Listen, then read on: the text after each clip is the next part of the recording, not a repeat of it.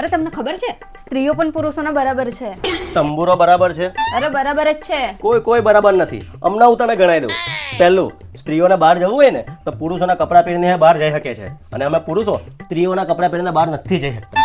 બીજું, જ્યારે પણ લગ્ન હોય ને તો લગ્નમાં જવું હોય તો સ્ત્રીઓ પહેલે બ્યુટી પાર્લર જાય, અત્યારે જાતા મેકઅપ કરે પછી લગ્નમાં જાય. પણ અમારે પુરુષોએ લગ્નમાં જવું હોય ને તો મોઢું ધોઈને પણ લગ્નમાં ચાલ્યા જાય.